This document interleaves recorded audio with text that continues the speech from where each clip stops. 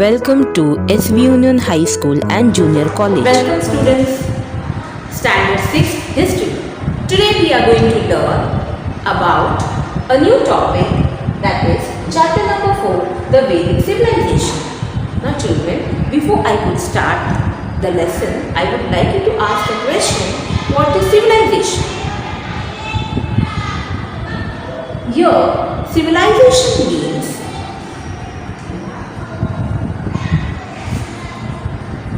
it is a human society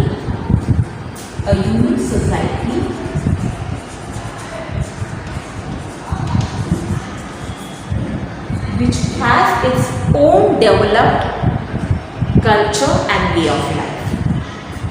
Culture and way of life. So what is civilization, children? Civilization is a human society which has its own developed culture and way of life. So that is civilization. Civilization in some simple terms, if I would say, it is a human society which is having its own culture and the way of life or way of living their life. That is called as civilization. So today we are going to learn about the Vedic civilization. How was their life during the Vedic period? In this lesson we are going to see the first point, that is the Vedic literature. Now what is literature? Literature is the written matter. It is in the written form and also the oral part which is in the written form.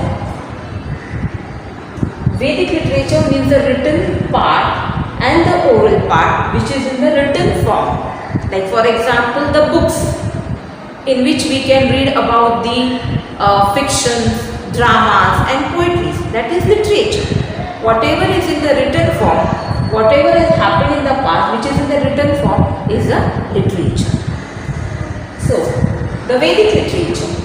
Civilization based on Vedic literature is called as Vedic civilization. The civilization which is based on Vedic literature is called as Vedic civilization. So whatever written work which we have got from the Vedic literature is the Vedic civilization. That means whatever we can see in the literature is the Vedic civilization. That means in the Vedic literature we are going to learn that how the people would live, what was their culture, what food they would eat, what they would wear. So all these we are going to learn from the Vedic literature, which is also called as Vedic civilization. Vedas, they are our earlier civilization. Vedas are our earlier civilization.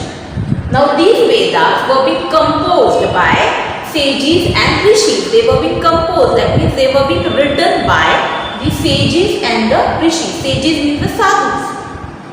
Vedic literature is in Sanskrit language because Sanskrit is an older language and it is a very ancient language. So we can see the Vedic literature is in Sanskrit language. It is written in Sanskrit language. We can see 4 Vedas. Now we are going to see in this lesson about the 4 Vedas. The first one is Rig Veda. Second one is Yajur Veda. Third one is Sam Veda. And fourth one is Atharva Veda. In this lesson, we are going to see in detail about Rig Veda, Yajur Veda, Sam Veda and Atharva Veda. Now the Vedic texts are known as Samhita. The Vedic text means what? The alphabets, the letters, the sentences, the words, these are the Vedic text is known as Samhita. Now here, Vedic means Ved. Vedic has come from Ved. And what is the meaning of Ved? The meaning of Ved is to know. So this word Veda is derived from the word Ved. And what is the meaning of Ved? The meaning of Ved is to know. So Vedas is being derived from this word, that is Ved, and that is why it is called as Vedas, which means knowledge. Vedas means knowledge. Vedas are also known as Shruti. The other name for Vedas is Shruti. The first one we are going to see Rig Veda Samhita. I told you Samhita means the text. The text, that means the written matter. The alphabets and the lettering is called as Samhita. So today, now we are going to see Rig Veda Samhita. First one, each word of Veda is known as Richa. Each verse means what? Group of lines of a poem is called as verse. We can also call it as stanza.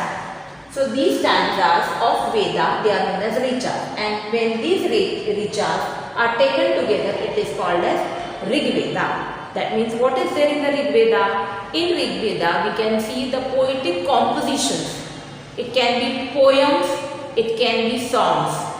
And what are these songs based on? These poems and songs are based on, to praise a deity. They are basically based on to praise a deity. That means in that poem or that song is basically praising a deity. Deity means what? It means God. That means they are praising the God. Through the song, through the poem, they are praising the God. They are singing about the good things. They are praising the God. They are appreciating the God. That is only in Rig Veda. These richas put together, when these richas are put together, the poetic composition is called as a sukta. Here we call it as a poem. In your English book, if you have seen the poem, we say this is a poem, this is a lesson. We call it as poem. But here they call the poetic composition as sukta. One poem, if we see one poem, it is a poem for us. But for them, that poetic composition where the richas are put together, that means where the richas are put together means what? Where 4 to 5 stanzas are put together is called as a sukta. Rig Veda consists of many suktas to praise deities. That means they are praising the God through these songs and the poems which are written in Rig Veda.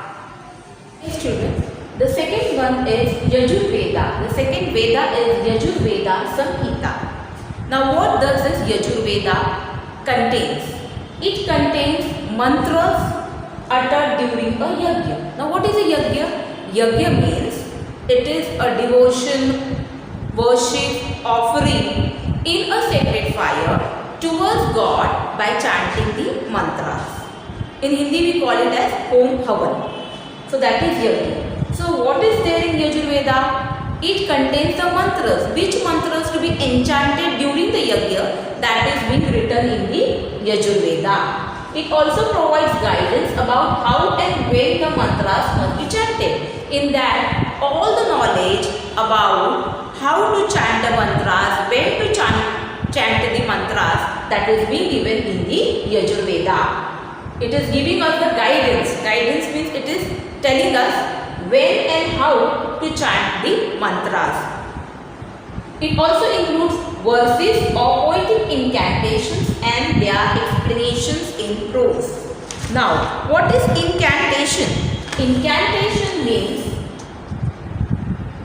these are the words which gives a magical effect, and incantation means in Hindi we call it as mantra. So these are the words which give a magical effect, that is incantation. So it includes the verses or poetic incantations and the explanations in prose. So that means what? It is telling us what mantras to be enchanted. So those words and those sentences are being given in Yajur Veda. Which mantras to be enchanted, when to enchant, how to enchant, this all information is being given in Yajur Veda, and their explanation is also being given. The third Veda is Samveda. Samveda Samhita. It provides guidance on singing Rigvedic verses. Now what are Rigvedic verses? You saw, children, previously we saw that the first Veda is Rig Veda. In Rig Veda, what did we learn? We learned that Rig Veda consists songs and poems which are used to praise a deity or God. So, to sing those songs, we have to compose some music. We have to apply some tune and rhythm to it. So that all, in Samveda, we learn how to compose the music to sing the Rigvedic verses or mantras which are enchanted during the Yajna rites. That is, provides guidance on singing Rigvedic verses to set a tune at the time of Yajna rites. So how to set the music, how to compose the music to sing those mantras or to enchant those mantras, that is being given in Samveda. Whatever Rigvedic verses are given where we are praising the God, so it provides guidance on singing Rigvedic verses to set a tune at the time of Yajna rites.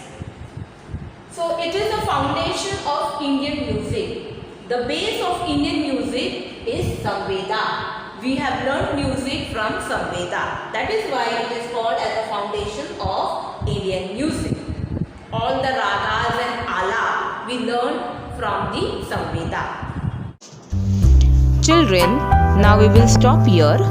I hope so you all have understood whatever I have taught today.